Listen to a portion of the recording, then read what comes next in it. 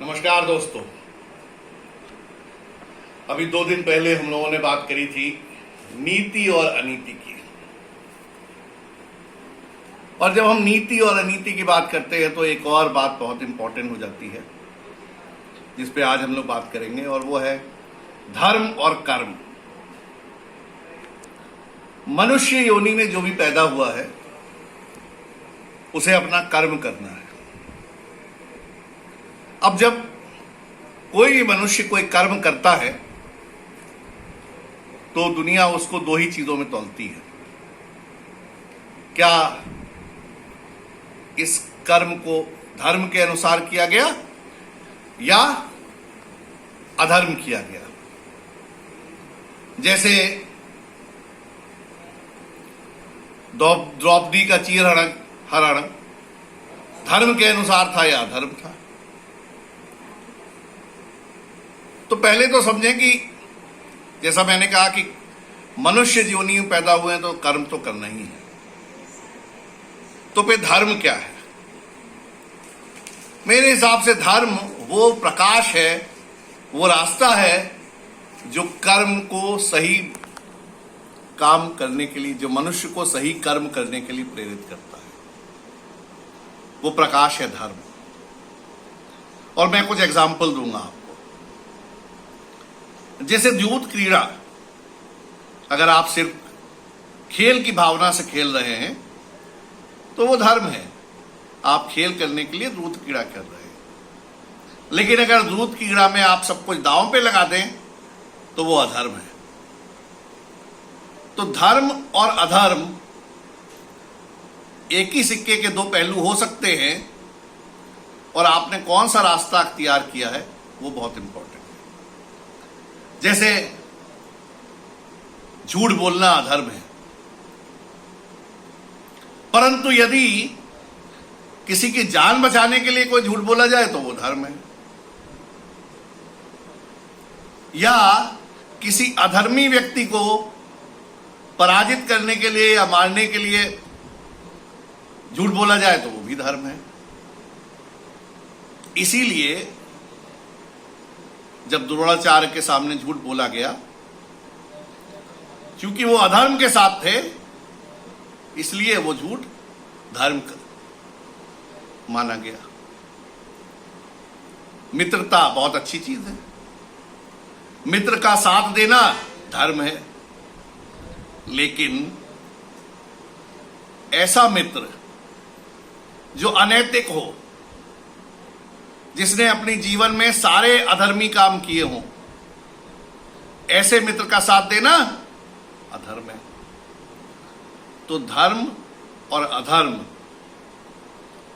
ये इनके बीच में बहुत थिन लाइन है। और जब भी मनुष्य कोई कर्म करता है तो उस कर्म को धर्म और अधर्म के हिसाब से ही तौला जाता है। इसीलिए हमें क्या करना चाहिए? हमारे कर्म ऐसे होने चाहिए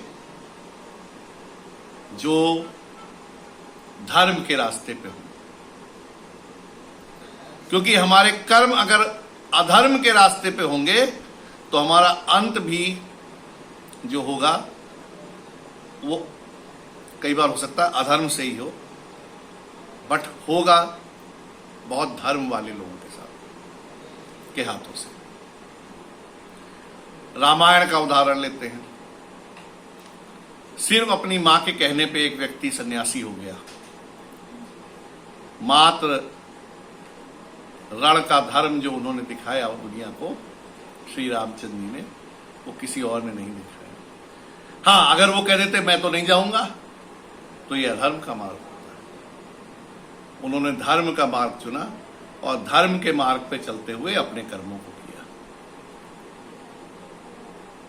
तो कर्म बहुत जरूरी है, लेकिन कौन से कर्म? जो धर्म की राह पे चले गए हों वो कर्म। और जब जब भी संसार में ऐसा हुआ है कि जब जब भी लोगों ने कर्म अपने अधर्म के हिसाब से किए हैं तो उनका दंड उन्हें मिला है। जरासंध मगध का नरेश बहुत शक्तिशाली नरेश, लेकिन चूंकि अधर्मी कर्म थे उसके, इसलिए उसको एक दिन मृत्यु प्राप्त हुई। किस तरह से मृत्यु प्राप्त हुई?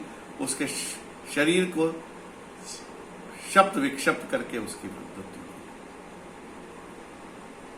और बहुत सारे एग्जाम्पल हैं, आप देखिए। कंस, अब आप देखिए एक छोटी सी भविष्यवाणी की 8वें पुत्र से तुम्हारी मृत्यु होगी, उसने कितनी हत्याएं कर दी, जबकि ये सबको मालूम है कि संसार नश्वर है और एक दिन जब आए हैं तो जाना ही है। लेकिन उसके जो कर्म थे वो अधर्म के मार्ग पे चले गए, और इसीलिए उसकी एक दिन इस प्रकार से मृत्यु हुई। मृत्यु सबकी होनी है, लेकिन जो लोग कर्म को धर्म के अनुसार करते हैं वो उनकी मृत्यु बहुत सुखद होती है, लेकिन जो लोग अधर्म के हिसाब से कर्म करते हैं उनकी मृत्यु भी उसी तरह से शप्त विक्षिप्त होती है। तो जीवन में वो हमें जब कर्म की बात हो तो सबसे पहले ये देखना चाहिए कि धर्म क्या कहता है ये कर्म करने के लिए, और अगर हम धर्म की राह पे हैं तो नेचुरली कोई दिक्कत नहीं है। लेकिन अगर हमारा आंतरिक मन एक बार कहता है कि नहीं ये अधर्म की राह है, तो हमको वो राह बदल देनी चाहिए। कर्ण महावीर था, शूरवीर था, लेकिन सिर्फ उसकी एक ही गलती थी कि उसने एक अधर्मी का साथ दिया, और इसीलिए वो एक दिन इस तरह से वीर गति को प्राप्त हुआ जिस तरह से कोई किसी और शूरवीर को सदगति नहीं मिलती है। आज लोग के युग में भी आप देखिए, धनानंद मगध का बहुत बड़ा शासक था, लेकिन क्या हुआ? क्योंकि उसने धर्म का मार्ग छोड़ दिया तो एक दिन, और आज हम धनानंद का नाम कैसे लेते हैं? अरे बड़ा बिगड़ा शासक था, मदिरा में डूबा रहता था। लेकिन वही चंद्रगुप्त जिसने चाणक्य के कहने पे धर्म का राज स्थापित किया, और चंद्रगुप्त के बाद उसके पुत्रों ने और पौत्र अशोक ने एक धर्म का राज स्थापित किया, और बाद में अशोक बुद्ध की शरण में चले गए। तो हम कहते हैं बुद्धम शरणम गच्छामि, धर्मम शरणम गच्छामि। बुद्ध की शरण में जाओ, धर्म की शरण में जाओ। तो इसीलिए दोस्तों आज मेरा ये सभी से निवेदन है कि जब भी कोई काम करें, जब भी कोई कर्म करें, वो ये जरूर देखें कि ये धर्म के अनुसार है या अधर्म के है।